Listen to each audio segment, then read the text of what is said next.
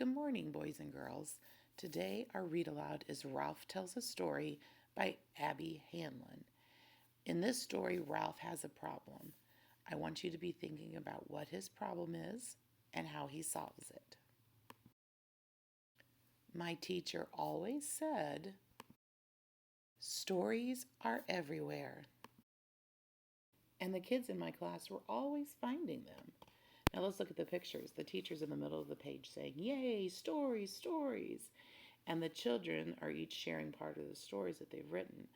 The one little girl says, "Then my mom ran so fast that she caught up with the ice cream truck." And the boy at the top says, "After that, I decided to hide my Halloween candy in my bed." At the bottom of the page, the little girl says, "I ran down the hallway with my underwear on my head." And at the bottom, the little boy says, "The dentist forgot to give me a toothbrush." But every day at writing time, I thought really hard. I stared at my paper. I stared at the ceiling. Ugh, I could not write a story.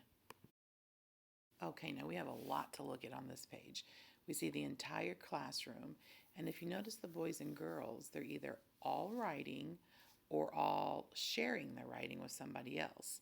And if you look at their faces, they all look pretty happy too. In the bottom left corner, you see a girl sharing her story with her teacher, and she says, "Then Grandma gave me a cup of coffee and said, 'Don't tell your mother.'" If you look at the boy in the bottom corner, he's got the world's longest paper that he's writing on, and there are several kids who have more than one page already written. So everybody looks like they're having a pretty good time during writing class, except Ralph. And Ralph says, "Ah, I have no story." So I looked for other things to do. I went to the water fountain. I roamed the hallways. He asked, "Can I go to the bathroom?" And the teacher says, "Again?" I tried everything. So he asked his teacher, "Can I go help the lunch ladies?" And the teacher says, "What?" Then one day, after getting sent back to my desk, I begged Daisy for help. "I can't write a story because nothing happens to me." "Are you kidding?" she said. "I've written a ton of stories about you." She began pulling her stories out of her desk. "Look at this one," she said. "Remember the time you let me brush your hair?" "And this one. Remember the time you knocked down all the crayons?" "Oh, and remember the time you painted your nails with a black marker?" I thought, I'll never be a great writer like Daisy. Then Daisy stapled all her stories together. Click, click. "Wow," she said. "This book is already 13 pages." Click, click. "Can I use the stapler?" I asked. I was really good at stapling. "But you have nothing to staple," said Daisy. "You have to find a story first."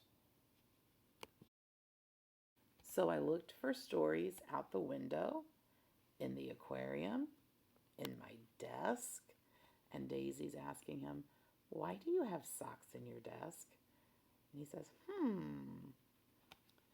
And when my teacher wasn't looking, I looked for stories on the floor. But still no stories. If you look at the top of the page, the little boy's reading his story to his teacher, and the teacher says, "That's my favorite part." And Daisy says, "Look at my next book." And if you look at the title, it's The Sock Mystery by Daisy. Wonder what that's going to be about. Lying under my desk reminded me of lying in the grass at the park. I closed my eyes and imagined I was at the park, just like that time a little inchworm crawled on my knee. The sun was shining right into my eyes. Squinting, I picked up that wiggly inchworm and looked at it up close. And that's when my teacher found me. "What's your story about?" she asked. I opened my eyes. Um, um, I saw an inchworm? "Wonderful," she said. "I can't wait to read what you wrote." But there was no inchworm story. I sat down and tried to write about the inchworm, but right away I got stuck. Do you know any inchworm stories? I asked Daisy. She just rolled her eyes and kept on writing.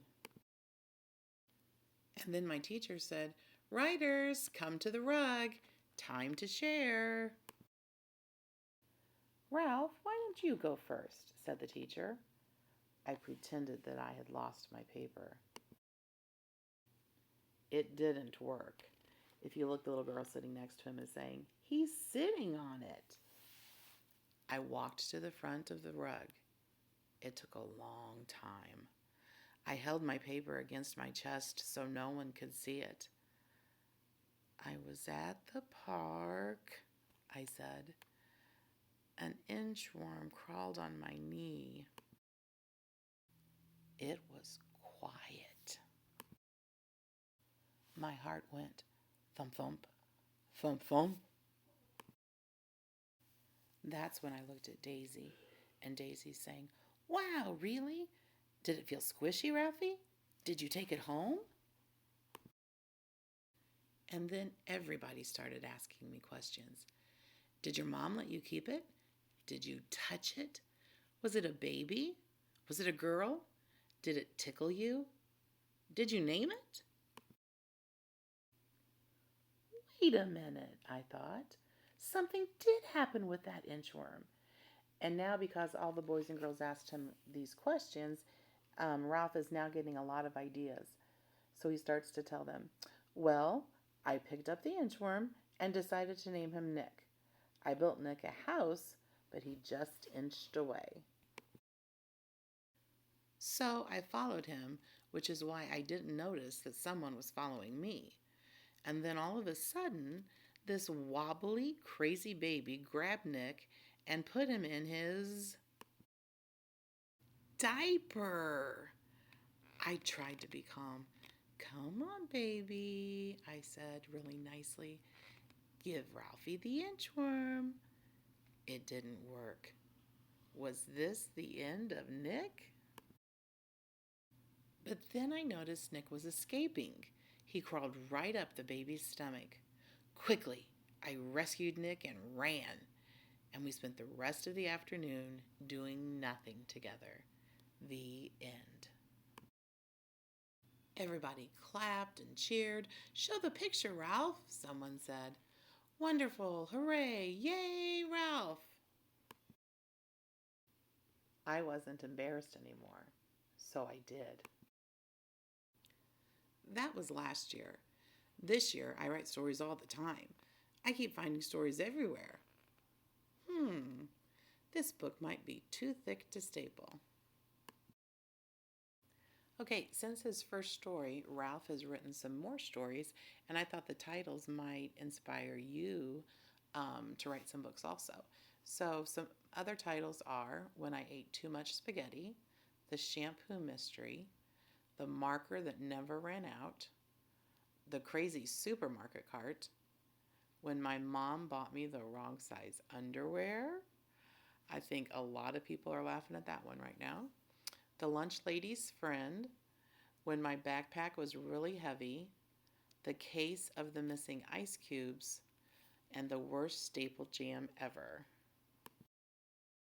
Some more of Ralphie's titles are When My Baby Brother Ate Hot Sauce, The Scariest Hamster, When Milk Came Out of My Nose. I know a bunch of you are laughing at that one too. Daisy's Embarrassing Birthday Party, When the Librarian Yelled at Me, The Smelly Band-Aid, gross, when the principal tripped, My Bathroom Emergency, and The Inchworm Returns.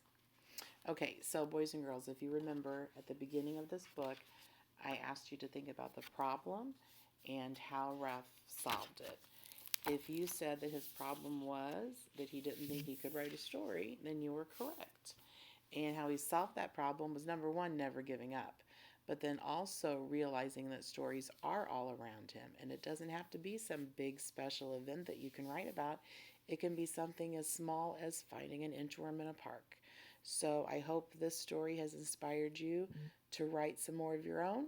If you do write a story, share it with me and let me see it. I'd love to see it. Thanks and have a good day, guys. Bye bye.